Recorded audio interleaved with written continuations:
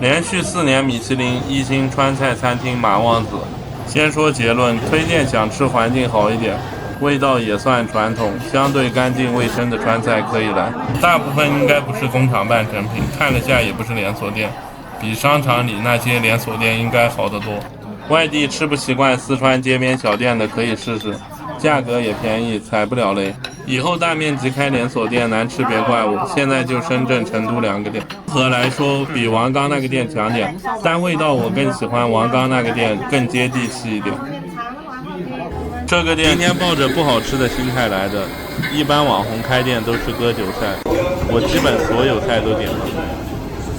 我这样非露脸博主随便说真话，完全不需要高情商发言。我今天来吃吃看成都生意最火爆的乐山钵钵鸡，这个生意也是没谁了吧，基本成都美食博主都推荐过。看着那么多红油，其实完全没辣味，我就来真实测评一下味道到底怎么样吧。我今天来吃个大众点评，很多人说成都最好吃的盒饭，我选了一家没人说难吃的。为什么没去自助盒饭？我本来想去阿星吃的那家，但是好像倒闭了。这家不算便宜，但很多民工大哥也不看价格，都专门跑来吃。我就好奇是啥味道，能让民工大哥扎堆但不便宜的盒饭。这家店我是看肉肉大搜索，他吹好吃的，我看看他骗人没。成都现在最辣的面馆，某音很多网红去成都必须挑战的面馆，我也很能吃辣，去成都肯定要挑战一下。那就来看看到底是科技辣，还是老板说的是自贡真正最辣的辣椒。我第一次见路边小店刷那么亮锅炒饭的。你那个爱马仕炒饭多少钱，老板？85。成都前几年被骂的最惨的爱马仕炒饭，我吃了好几年。到底有什么过人之处呢？还是骗人割韭菜的？那听我来说说吧。这个店就在太古里这边，我一般不会来这种商圈附近吃饭。我一般不太喜欢吃这种米其林川菜，我更喜欢小店。那当博主来试试看吧。而且有些观众接受不了很多川菜小店的环境，也找看环境好、味道正宗的。这个店排队比较夸张，海鲜市场50块一个号，你们要吃就4点15左右来排队，4点15最合适，5点第一波就能进去，也可以打电话预约，我没试过。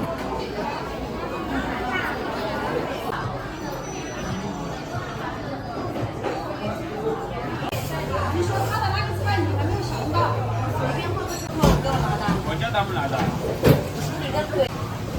好久变得那么好了。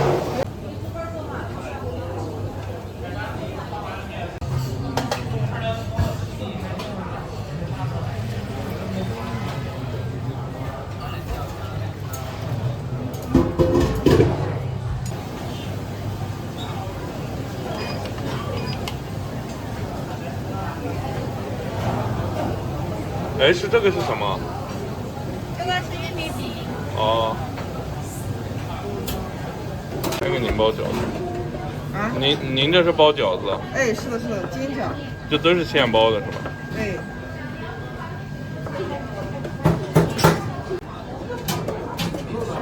哎，您这是做冰粉啊？啊，冰粉。这都是现做的是吧？啊。我记得我走之前我更赶不。这个应该是在做甜皮鹅。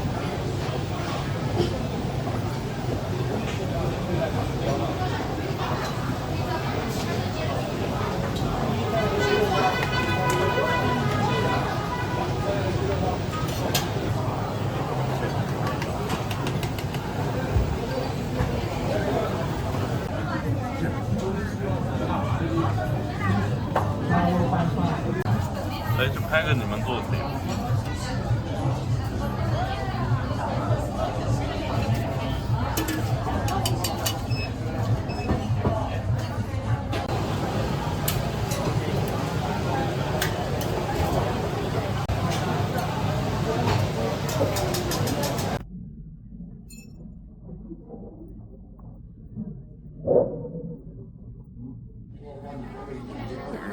米其林来说不贵，欧洲随便吃个100欧起步一个人。这个店的人均大概是在100多块钱的水平，用花生来垫筷子，有点创新的。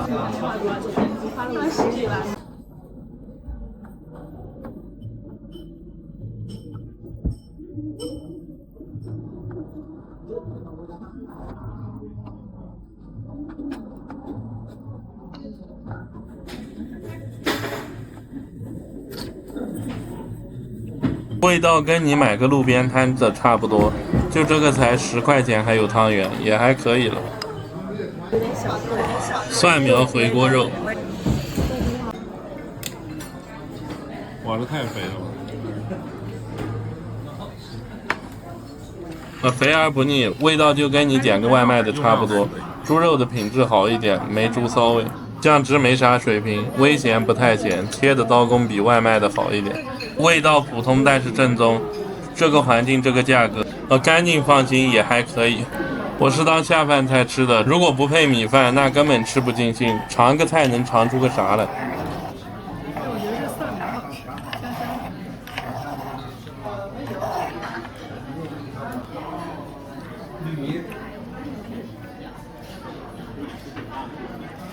麻婆豆腐没有那么咸。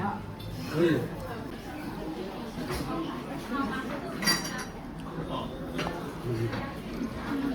比昨天好吃，它辣椒比较香。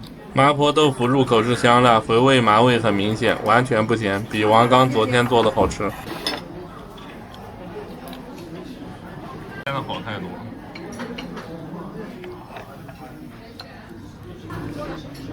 我特别喜欢吃麻婆豆腐。豌豆尖炒的有水平，嫩香不油腻，你们可以点。挺香的。是吧？麻婆豆腐应该是他们家今天最好吃的菜了，不惊艳，但做的完全挑不出毛病。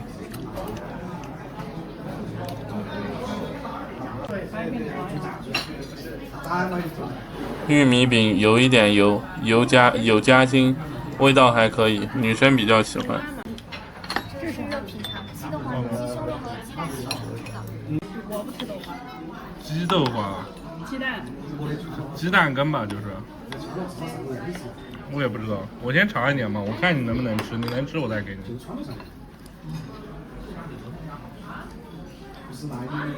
好麻呀，豆花鸡蛋味比较浓，这个只能热着好吃，之后冷了我再吃完全吃不成。我要再要一碗米饭，这点你吃。汤热的时候鸡香味浓，这道菜建议热的时候全部吃完，后面就不好吃了。没关系，你关嘛。好血旺。就是看人家拿走了。尝尝这个，你们拿呀，吃呀。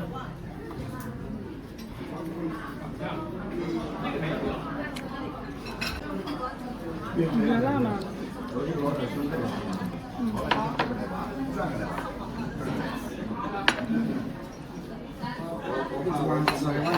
就普通毛血旺的味道也是好吃，至少正宗，但保证卫生。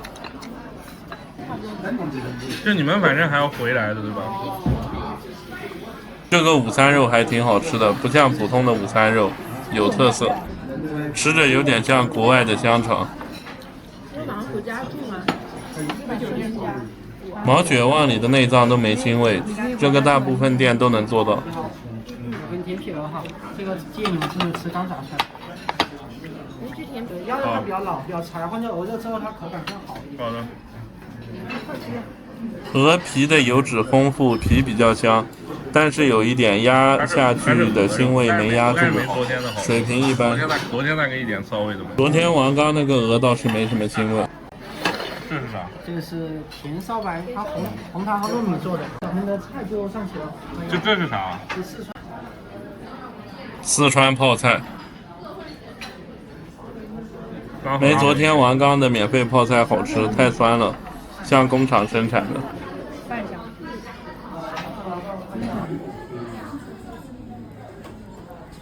这道菜八宝饭部分味道还是好吃的，但肥肉有点腻，整体偏油，也一般吧。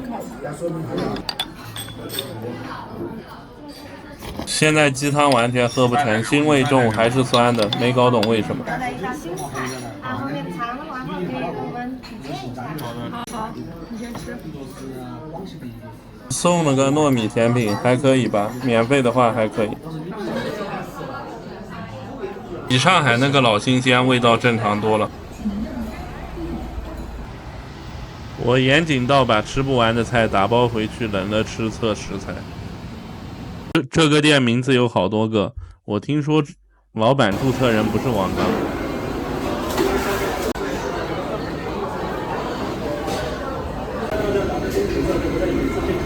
他们家的卫生我看了，确实不错，价格就是路边小餐馆的价格，挺便宜的。单上的鱼是草鱼和花鲢，我感觉花鲢长得像鲶鱼，我不敢吃。看了几期王刚的探店视频，他一般去吃水煮鱼都点草鱼，我感觉草鱼科技很活，概率比较小。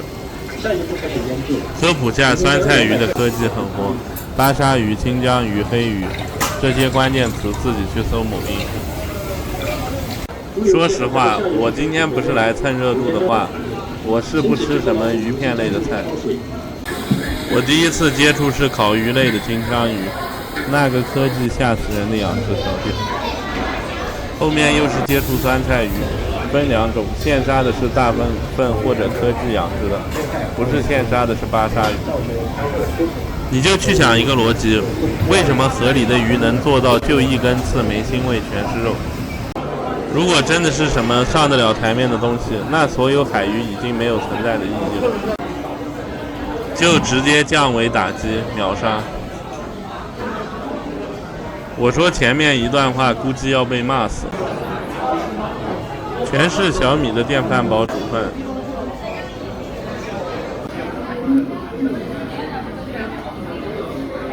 这个免费的小凉菜用心了，酸甜的带点自然的果酸，很新鲜，不像买的菜场腌制好的货。啊，3份吧。米饭。兔子是我在成都吃过最好的，我在成都吃过所有的自贡炒兔子，都有个共性，油垃圾嫩到假。它的这个兔子的调料很新鲜，很自然，很细腻，不是那种粗糙的重油川菜。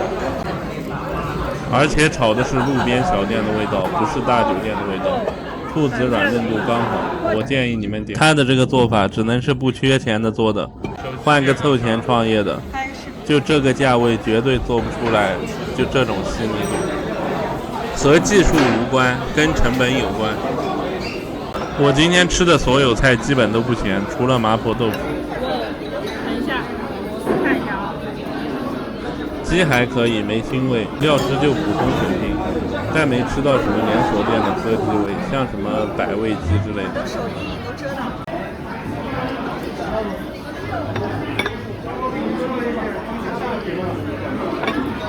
肉切的太薄了，我觉得味道是可以的，缺点就是酱油味重了。真的好好吃。我吃过大部分小店四川回锅肉，那个肉都无法下嘴，很粗糙。它这个不油腻不肥，可能切的薄是因为想让肥肉更好入口。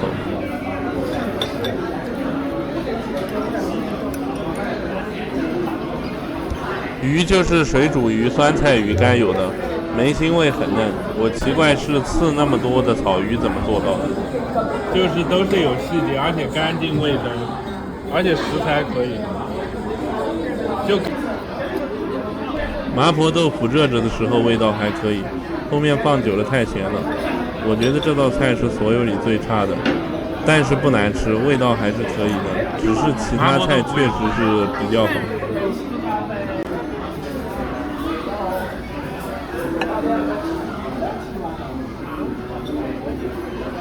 鹅是完全没腥味，我不知道是不是半成品，味道可以的。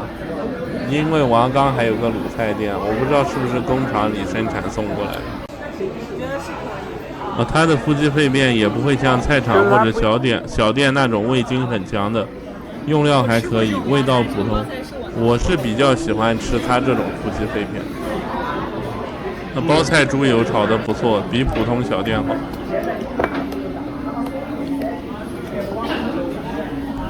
没搞懂他为什么弄个十几头淮扬菜，吃着像预制菜，也不热。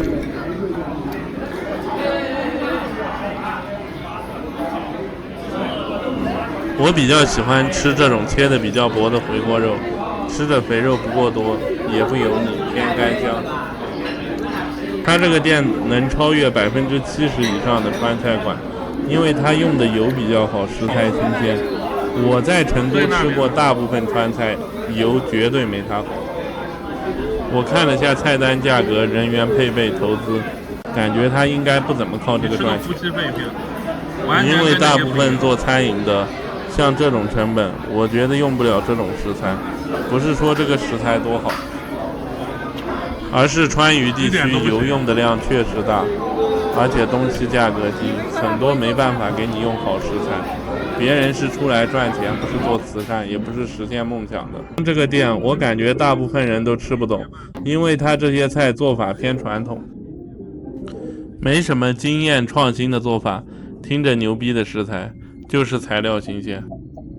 我看评论区说什么鱼8块1斤他家门口，说王刚30一斤骗人，我感觉是真的，没骗人。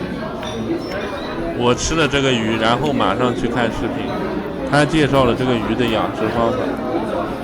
假设前提是他说的是真话，如果在损耗率那么高的情况，对水质要求那么高，鱼还要瘦身养殖，那99完全是捡便宜。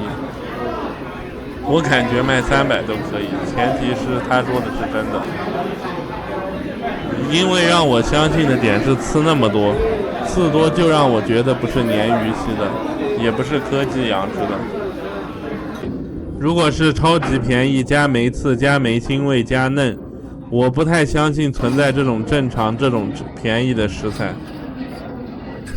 我跑过去看鱼缸，那个确实看着像草鱼，和我以前吃过的草鱼味道完全不一样。以前吃过的草鱼都是腥味重加肉老加刺多。如果王刚说的是真的，养殖方法都是视频的那样，那我可以把这个定义为高级食材。他说成本30的话，我觉得100也行，一条3斤300。豆花的调料难吃的只有咸味，豆花好吃，和小店的豆花饭完全不一样，没那股难吃的味道。如果吃过小店豆花饭的都懂，它的豆花跟我吃过的小店都不一样。我总结下，食材新鲜，做法传统不惊艳，区别主要突出在食材上。我觉得王刚主要是因为他是博主，完全不在乎现在赚不赚钱，而且他自己现在盯着，所以味道好。我不太相信他能保持这个味道和食材超过1年，他后面肯定要开连锁店。而且像这样做累得很，不赚钱。开店不是试菜刚开始好吃，是10年后每天还是一个味道。我回酒店打包吃了，所有菜冷了都没腥味和油耗味，食材新鲜的。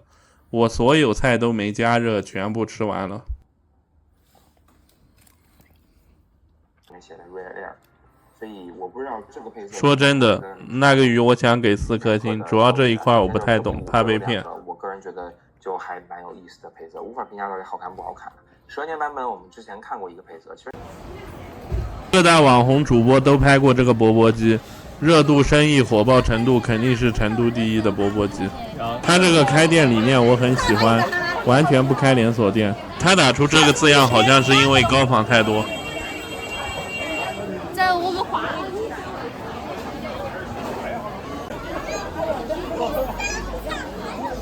价格是挺实惠的，我总共就只吃了35元。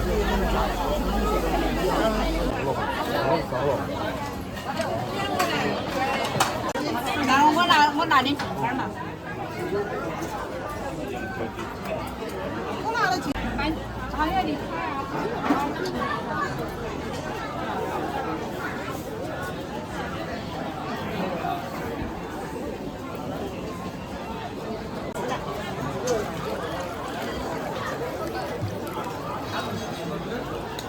这个价格那么费油，我也不知道他是怎么赚钱的。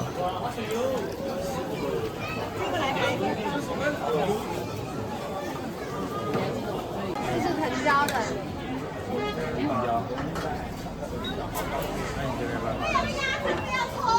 重新加吧。这个微辣。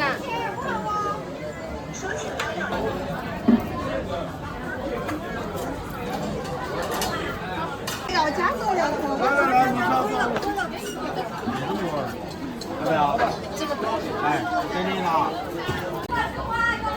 味道分香辣和藤椒的。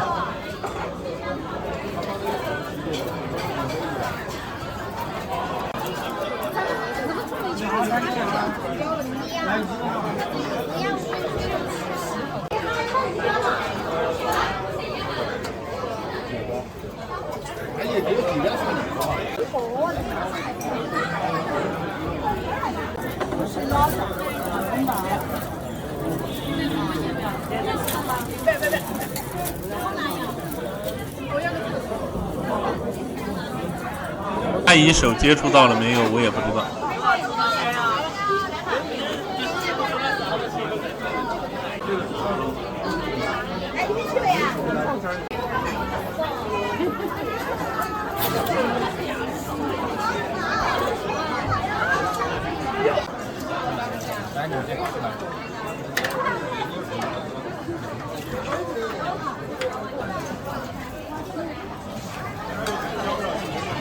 视频而已。开啊，没问题。没，这是什么？这是嘉实豆腐干。哦，就豆腐干是吧？对。那也是放在钵钵鸡里。看你做这个，多来一个。这是什么东西？这是嘉实豆腐干。哦，要不拿酒？对。这个来没啊？好。好，就来一盘。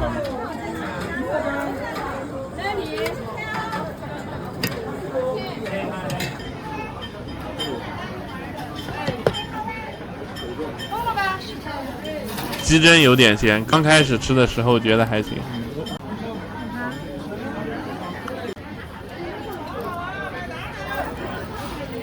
说真的，只有咸味没有辣味，把全部弄到盆子里试试。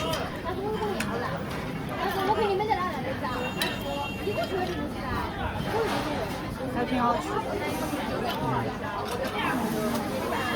不用，他最后来数片子了。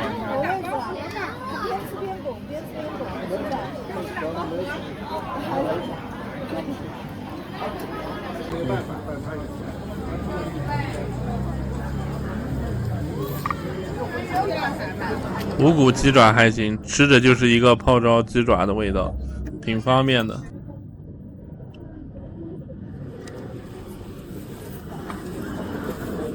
乐山小吃是什么？比乐山好吃点还是一样？一样。那你们夹丝豆腐干加了海鲜酱油，味道不行。萝卜丝搭配油豆腐，很奇怪的组合。跟这没啥区别，我不是很喜欢吃。就这个你也不吃？我喜欢吃藤椒味的。猪头肉也不太好吃，有点猪夹气。看一眼。你就拿嘛。鹌鹑蛋就普通的味道，这个锅底完全没香味没辣味，吃到后面感觉就是盐水。这个完全不是毛肚，完全不好吃，没口感。锅底真的就是盐水汤，没辣味没香味。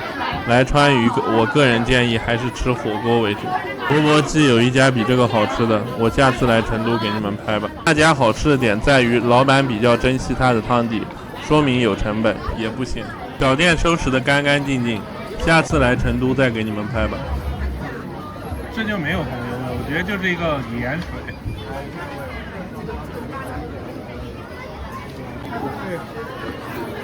笋子超级咸，完全扛不住。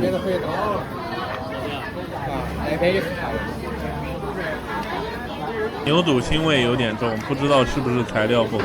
如果你吃东西讲究，调料重是遮不住食材不好的。豆腐皮咸到灵魂最深处。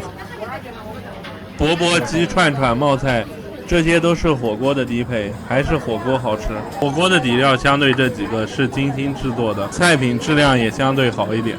你们知道哪家冒菜串串好吃的？告诉我吧，我吃过的重庆、成都很多家，完全都吃不成。问题主要出在汤底不香上面，只有咸味，要不就是味精味。我只能吃重庆店里自己炒的底料，香而不油腻的那种锅底。我想过为什么，应该是跟锅底成本有关。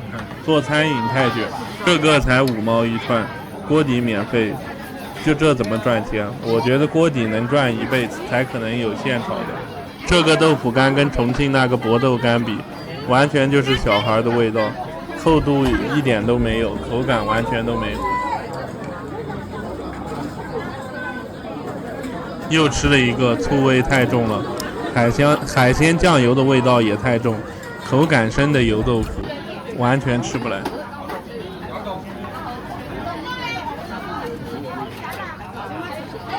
火腿肠味道也不好，还不如给我上鸡骨泥的科技狠活吧。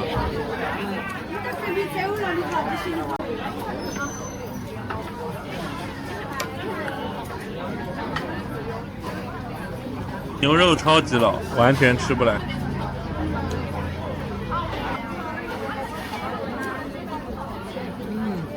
香菇里面一点味道都没。价格很实惠，没体验的过的可以来试试，别抱太大希望，比杨国福那些好。这多少钱一串呢？多少钱一串呢？5毛，5毛一串。这个35块5。总共35块5。成都挺有意思的，我头天晚上去了兰桂坊的万圣节，有才的年轻人挺多的，给你们看10秒。这个小伙表演功力超强，弄了一个木偶在手上，像个真的丧尸。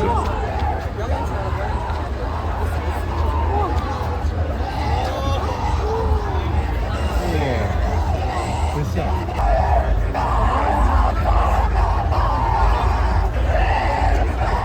成都这个城市充满活力，我感觉除了上海有，算我喜欢的第2个超级大城市，年轻人多，消费实惠，也很发达，推荐你们来玩。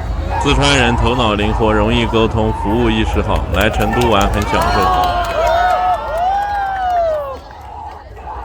我来的比较早，后面全部大哥都围满了，完全挤不进去。我们这儿。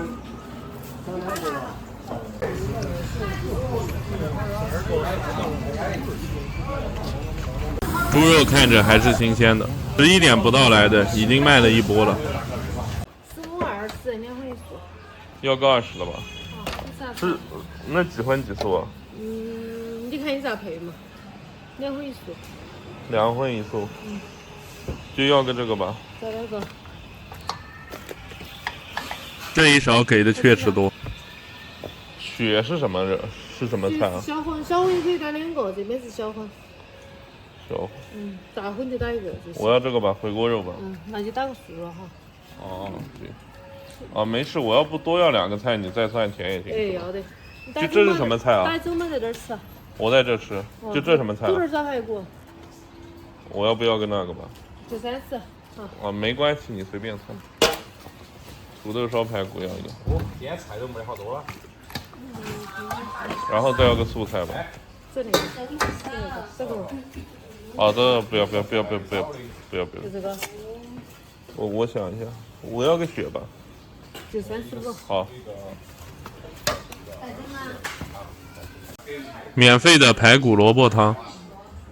我这份好像是30多，我忘了。正常2荤1素是20元，在成都不算便宜，量还是不错的。这个价格肯定在成都不算实惠，那么多大哥来吃，看看味道如何。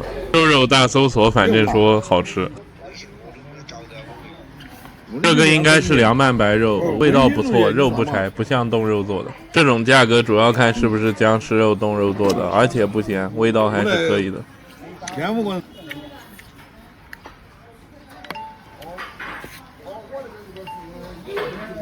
回锅肉好吃的，四川正宗的回锅肉，吃着跟外地不太一样，吃着更像猪肘子上的肉。不是说肥而不腻，而是说咬了不会爆油，比外地五花肉好入口一点。就这个是个细节。他也没说是什么血，只是血上还是有洞洞的，还行，没腥骚味。20年前应该都是用猪血，现在用什么血我不知道，也吃不出来，他也没说，也可能是鸭血。土豆很入味，入味的意思不是咸，是味道入到里面了。虽然切得厚，入味还不错的。切得很厚的入味了，而且还是趴烂的土豆，吃着会更爽。它这盒饭好像还是比那个叫啥，比其他贵一点是吧？但味道要好一点嘛。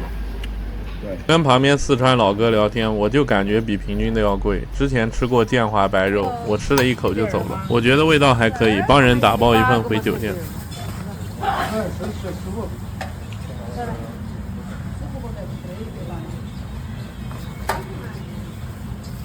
我呀，他们不让。哦，是到我的吗？要这个吧。这个吗？对对，就要这个份。再来一个。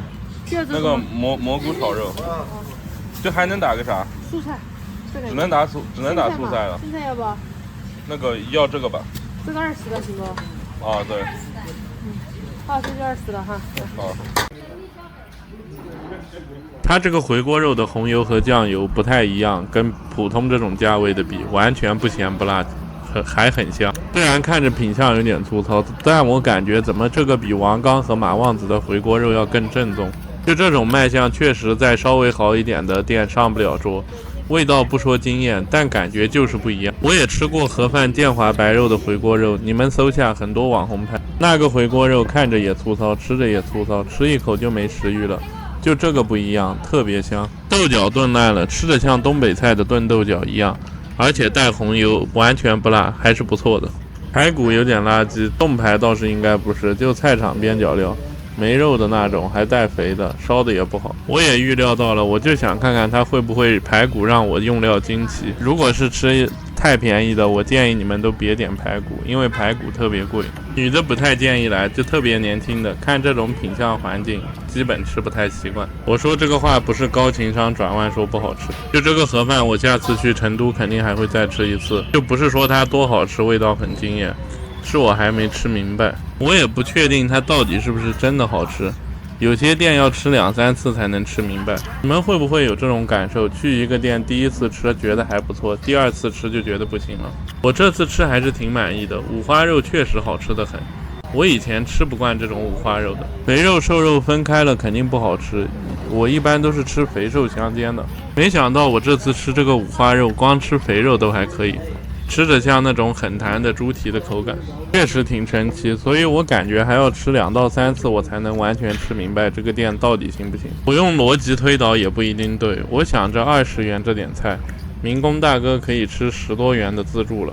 我就在想，为什么民工大哥不选择10几块的盒饭自助，非要来吃这个？那肯定也是有原因的。光看品相，这个肉上满酱油，肯定不好吃咸。但是吃着的时候完全没有看着的感觉。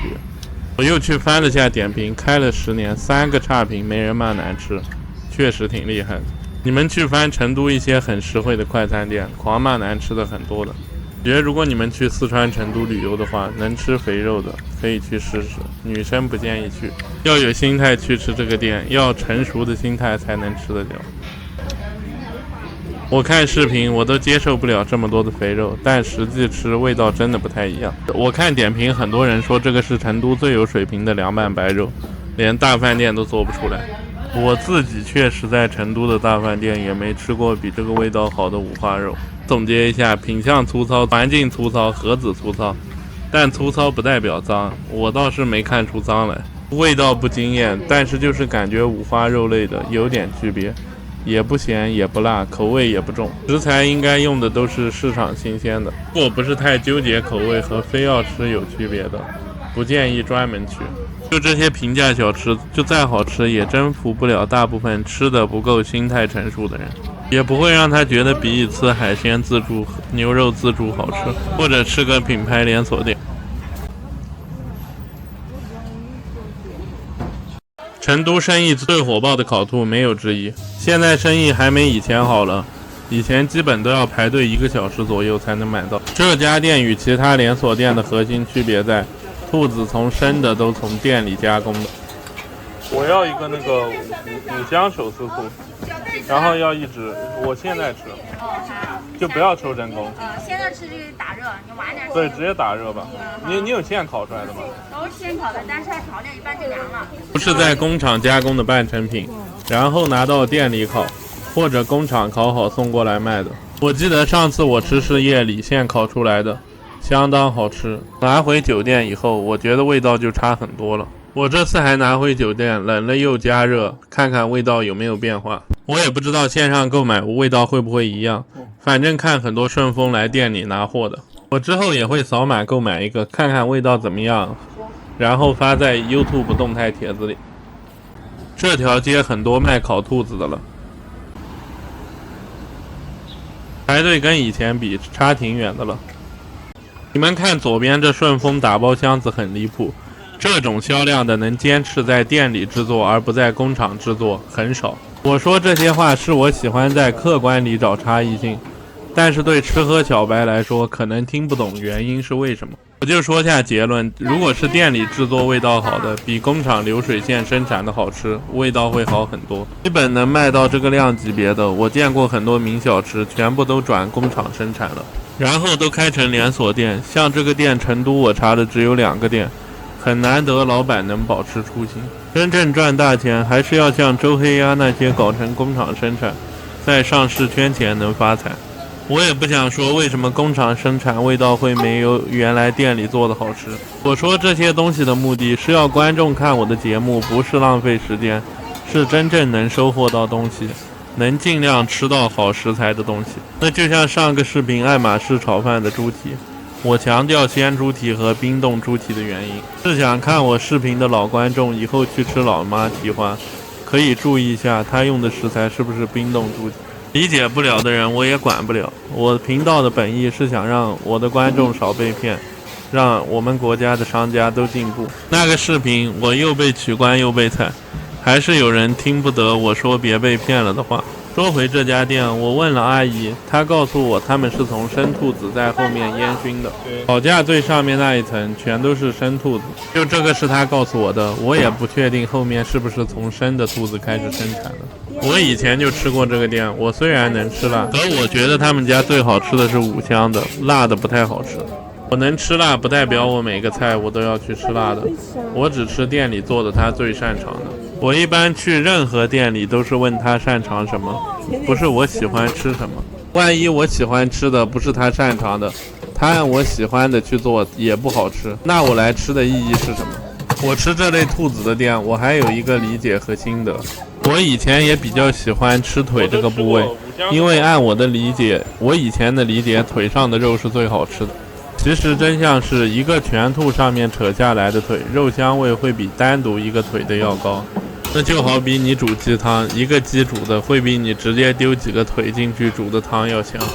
所以这个兔子我建议你要吃的话，买半只或者1只，不要单独买腿，没半个兔子的肉香味足。我以前也爱单独买腿，吃单腿我就会觉得肉特别死，很奇怪的感觉。我还爱吃一个南通的狼山烧鸡，那店里味道做的确实好，我加了老板微信，然后他就给我寄工厂生产给外地人吃的，味道一塌糊涂，不好吃。南通烧鸡也是南通名小吃，之前有上海人倒卖去真如菜市场，还卖爆了，然后老板自己飘了，就搞自己生产，好像最近倒闭了。就这些东西就是味道细微的差距就完全不一样。所以这个店生意那么爆炸，他还在店里生产，就店里顺丰寄，那还挺厉害的。我说那么多，我就想表达一点，它还是具备一些稀缺性的特性的。我不想吃一个东西，我就是表达好吃香怎么做的。我更喜欢横向在同类产品里找区别，找特点，找它不一样的地方。就一个东西口味是主观的，你觉得再好吃的东西，你打开点评，你去看差评，肯定有人说一般的，还不如客观分析下它的做法、食材那正宗度来判断好不好，就不是由个人口味决定的。就兔子这个东西，我感觉新鲜的应该不难，冰冻的也没必要。兔子也就四川吃，四川产，好像听说山东的也产。成都那些生意一般的店或者热门店的连锁店，我也吃过带点臭味的兔子。就这个店在成都也是头部兔子店了，生意也不停歇，应该没必要用冻兔子吧？保存不新鲜的也不可能，它生意那么好，24小时营业，都没隔夜的。现在终于排到我了，我看到个2维码，你们别买，我也没提成，如果不合口味别怪我。我也没吃过他寄给我的，因为我感觉在这家店里吃的最好的一次是我夜里2点买的。我才发现一个问题，他的腿是不是不在店里烤的？顺丰都能进去了，就这样是不是不太好？我要一个那个五香手撕醋，然后要一只，我现在吃，就不要抽真空。现在吃这个打热，你晚点吃。对，直接打热吧。你有现烤出来的吗？都是现烤的，但是它调料一般就凉了。行，那个微波炉给烤一下。好的好的。下面有别的了吗？不要了。我买一只是我要拿回去酒店，尝尝复热加热以后那味道会怎么样。他的生意好的真的是永不停歇。我一般不太喜欢吃真空包装的，我吃的小吃空运第2天到的，我都叫老板不要抽真空。我觉得抽真空味道会有点变。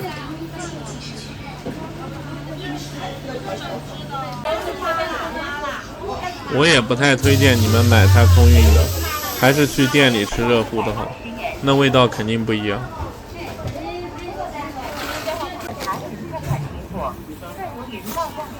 有手套了吗？有啊。谢谢。谢谢。叶子香了哈。我直接坐门口先尝尝，趁热吃。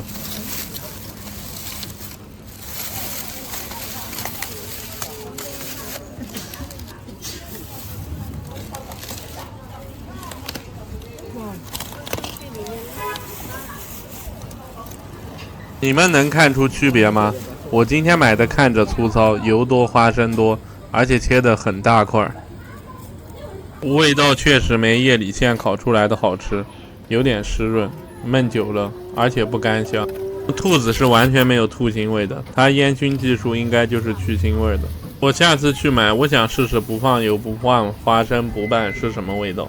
就今天这个味道一般，冷了复热的，缺了那种好吃的惊喜感。下次我还是夜里去，就夜里去可以让他给我刚烤好不包起来的，拿回去酒店晚上加热也没腥味，它去腥技术很厉害的。兔子整体也挺香的，评分2颗星，新鲜的食材，正宗的技术。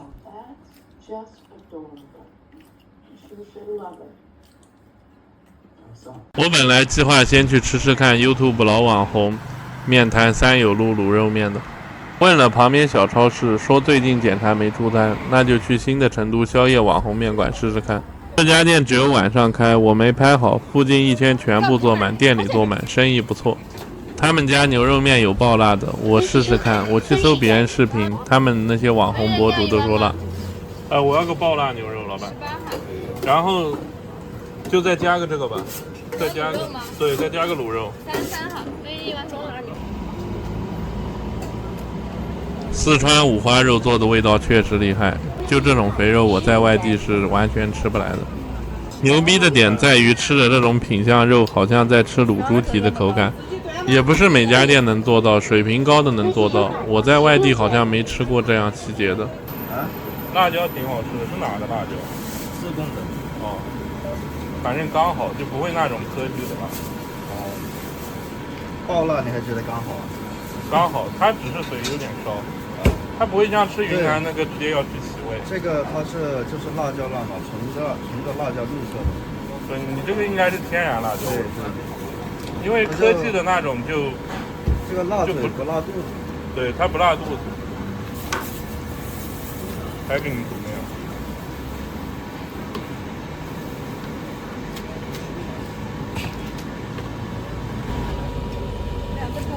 你要吃包的是30。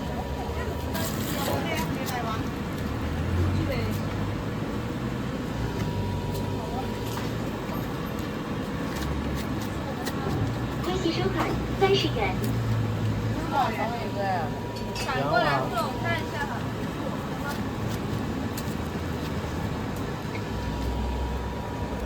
可以啊，咱家啥子10块钱，包了13，咱家面5块，10块还给我加哈。啊，你那牛肉，双料牛肉吧，荤菜还要不要？不要。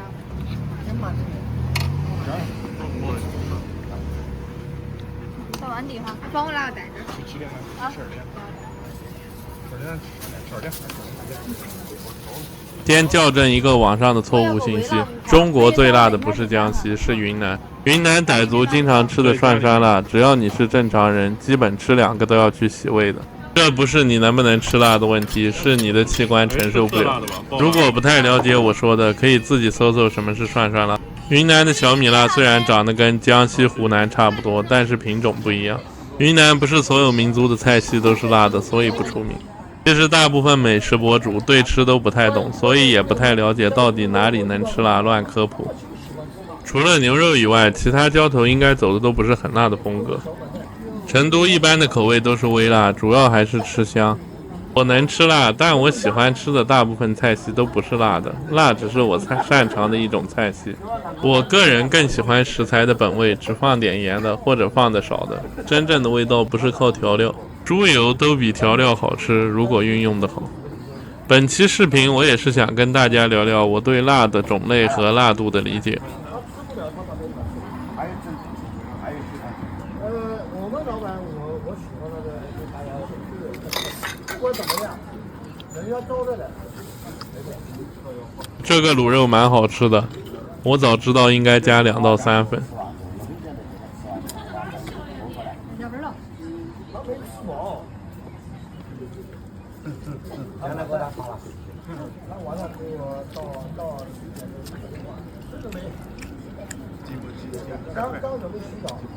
出了四川，我还真没吃过这种口感的肥肉，就是不仔细吃，觉得吃过这种味道，但细吃又像肘子切片的味道，不是你在上海卤菜店买到那种猪头肉的味道。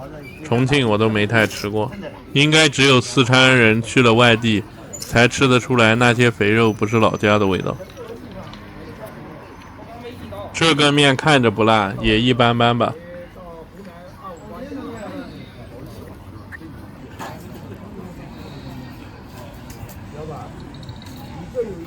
入口就有烧嘴巴的感觉，是辣的，跟江西辣差不多，稍微比江西的平均水平要辣一点。面条口感不错，不硬不软，适合所有面口感的人。面的酱汁就平均水平，没有什么出挑的。出挑的点就在辣椒，一吃就不像科技，有焦灼感，但不疼也不糊嘴。首先，蒜辣的最低层次是嘴巴辣、口腔辣，中间一点的就是喝水没用，然后口腔有疼的感觉，还有就是嘴皮肿、嘴皮疼、嘴唇肿，就这个是中间的。基本我在江西吃过的特辣都在嘴巴辣跟口腔辣上，疼和肿都不太能达到。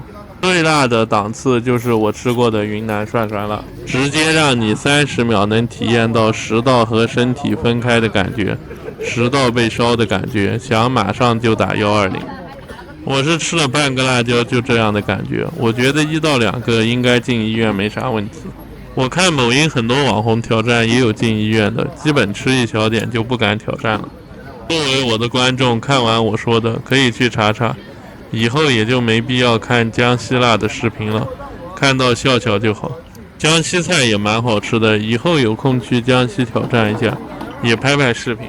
江西好吃的菜也不是辣的，比如景德镇的牛骨头粉，老板给你上来粉都是配着清汤的。感觉网上错误资讯挺多的，江西真正本地人吃的炒菜也挺好吃，也不辣。就好比把他们辣死的南昌那个老三一样，完全谈不上是江西好吃的菜系。说回这个面条，辣度基本就是烧下口腔，但不粘口，很好挑战。面条量也很少，基本几口就吃完了，也不会觉得很辣。这个老板不是故意让你挑战不过，他设定还是让你觉得好吃并有成就感的。卤肉也好吃，很香，没有那些腌料的味道，比较淡口入味，不是工厂半成品。太咸、卤料味太重的一定要小心。忘记说它的牛肉了，味道还不错，没进口肉的腥味。还没去过自贡，自贡也是美食多。这个辣椒属于好吃的辣椒，下次去自贡一定要试试。这个辣椒好吃的点在于只辣口，有一点烧灼感，但不重。喝完水完全就不辣了，也不伤人。我晚上回去肚子也不疼，第二天也没拉肚子。放了辣椒精或者不好的辣椒，晚上回去肚子就难受了，纯天然的一般不会。如果普通吃辣的来的话，建议选微辣，也不太建议挑战这个爆辣的。我下次来会试试中辣的，然后多加点卤肉，肯定吃得爽。这个面量太少了，吃几口就吃完了。评分2颗星，新鲜食材，正宗技术，生意是真的好。店我也是前几年知道的，被骂的出名的店，也是褒贬不一，有争议性。从环境位置看，就是那种小区楼下最平平无奇的店。墙是有点包浆的，生意现在还是可以的，随时都是坐满的。那个爱马仕炒饭多少钱，老板85。哦，好像比以前降价了。我记得以前是没有啊，以前是100多吧，不是？没有。哦，反正我吃你家好几年了。100多，他们是重新加了东西的。哦。另外加东西。你这卤菜是你自己做的？对。我也不知道老板说的真假，他旁边亲戚店没牛肉的话，就暂且信他说的。泡菜好像是他现场自己拌的。我喜欢吃这种现切的，提前切好的少点味道。大部分摊位都是分切好的。如果提前分切好，水分会流失一部分。先说明，不是我叫它爱马仕炒饭，是某音网红探店都叫它这个名字，还有的叫它劳斯莱斯炒饭。看完店就是无脑黑，也吃不出食材的好坏。我看老板胆子比几年前小很多，桌子是抹的挺干净的，地拖的也干净。相对这种最基础的炒饭店，我之前看到包浆的墙，没想到里面整理的还是不错的。锅是有点亮瞎我的眼，我最近看见擦的最亮的。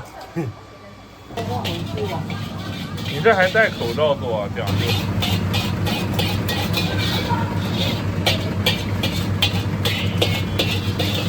我炒饭不要放鸡精味精啊，就可以吧？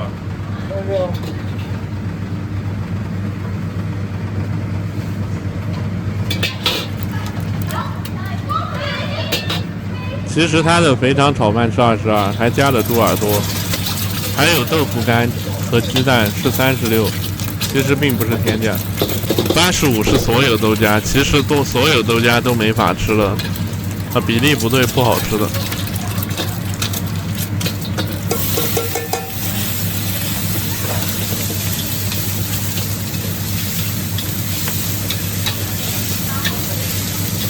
它的这个炒饭其实很简单，就一点酱油和盐，我喜欢这种调料少的。下次你们去上海路边摊位看，有一个灰色的粉，那个应该是增香剂，路边小摊位都直接上科技的。某音可以搜搜，叫回味粉浓缩王或者炒粉王，很多大博主、千万博主都测评过这种东西。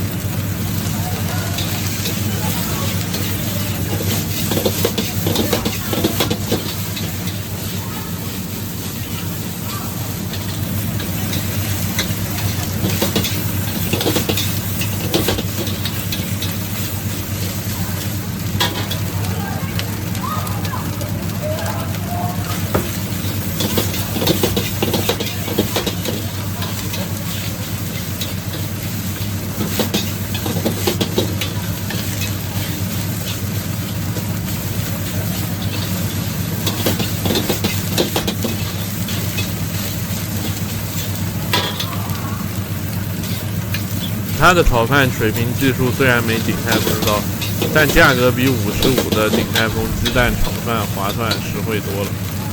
36那么多肉，而且够2个人吃3碗饭，我觉得还可以。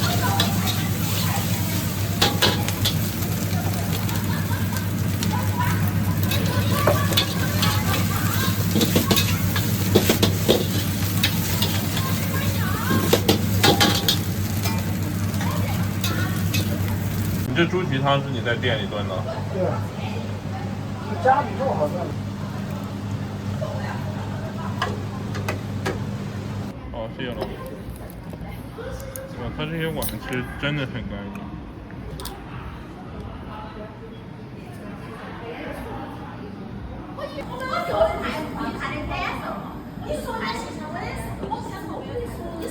蔬菜没以前好吃，我感觉有点酸，估计是买的不是自己做的。炒饭分量很大，我觉得够2个人，每个人吃2到3碗。其实炒饭人均也就10几元，味道偏干香，比较清淡，连盐味都吃不到，太淡了。但是味道还是可以的。卤菜可能是自己做的，因为也基本没盐味。中场货应该比这个稍微有味道一点。